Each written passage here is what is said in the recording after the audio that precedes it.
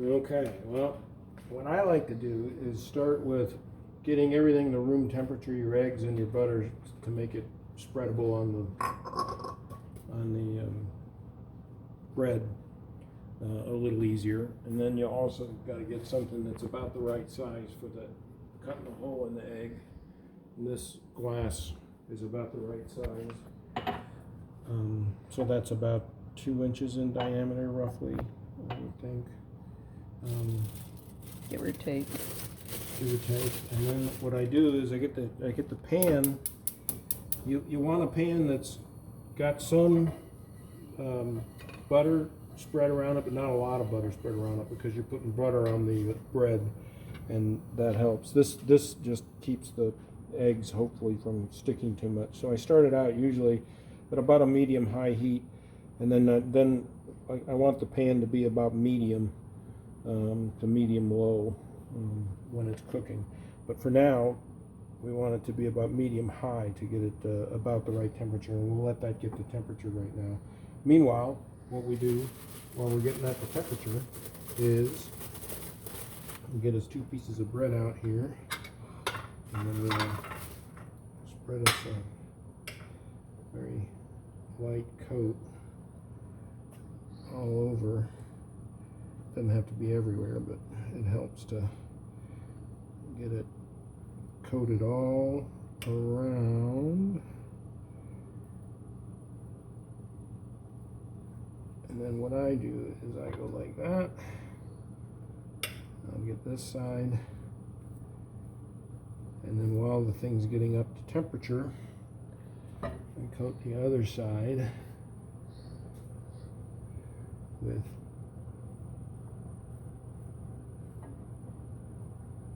see, I didn't get around the edges there like I want.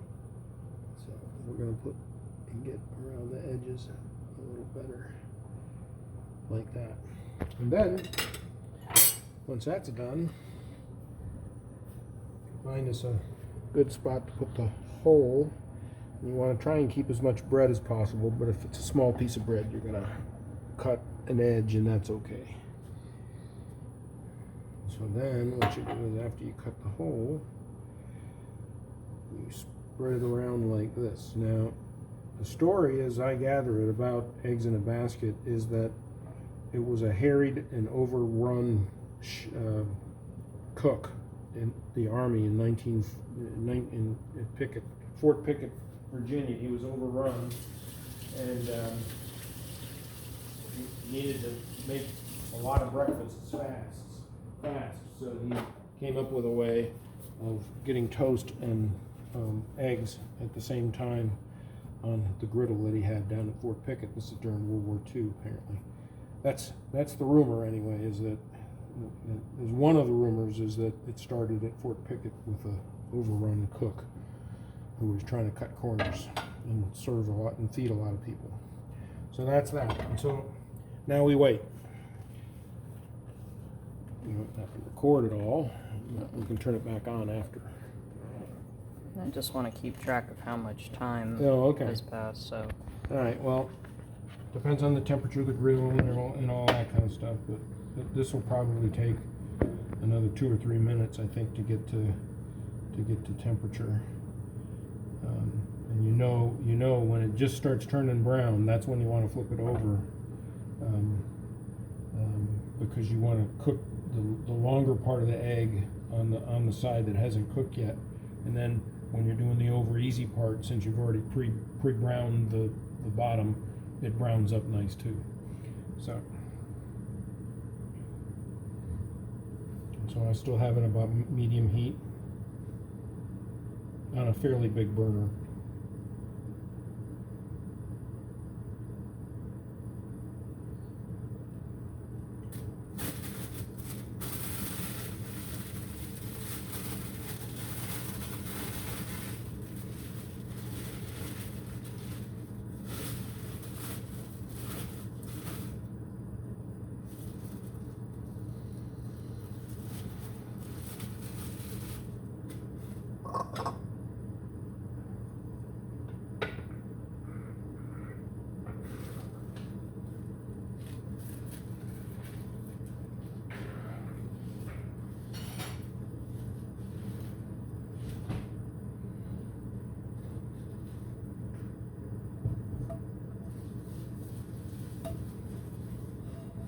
Couple more minutes.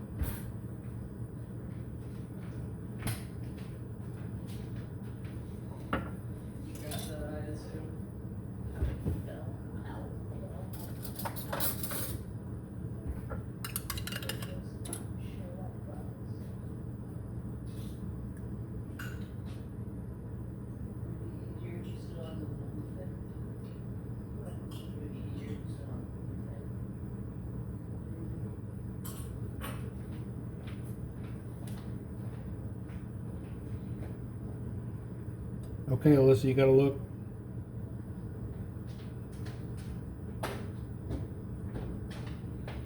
Okay, so that's about the right brownness that you want.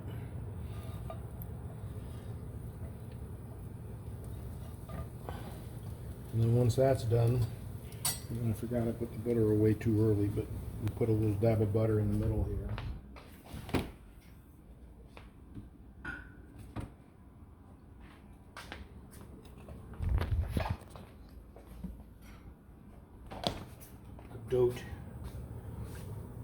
A dot or two of butter, not that much. And that's just to make sure that the egg doesn't stick to the bottom. Do that. And we crack this.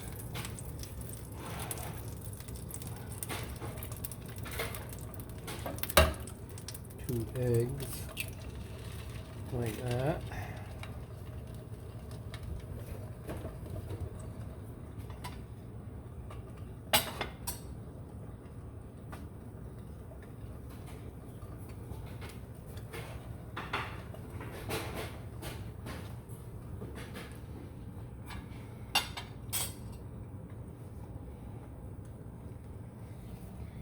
And you can tell it's got a little bubble going there, and you got a bubble going right here. That's okay to pop those if you want to. It helps the egg cook faster that way, I think, sometimes. And so you're looking for the egg to get a good bottom on it so that you can flip it without it breaking. Do we need to loosen it or wiggle it? Yeah, you try and wiggle it a little bit with your spatula underneath, and that's another reason why you want that dote of butter in there, is to make sure that it's got something to move around on down there. And these are moving okay, but they're not ready to flip yet. Do you need the bigger spatula? Nope, I can do it with this spatula. You like not too solid of a spatula. This one's okay. I like this one because it's just got the right amount of flexibility in it that you can get up underneath if you need to.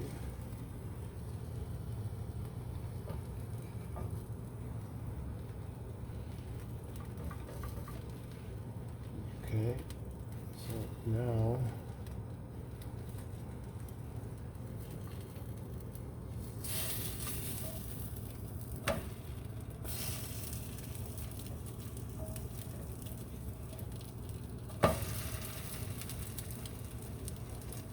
flipped, and those are done.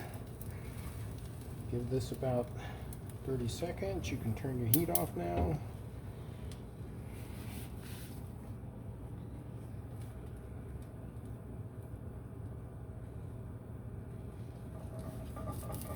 Make sure you can loosen it up so you don't bring any yolk with you when you serve it up.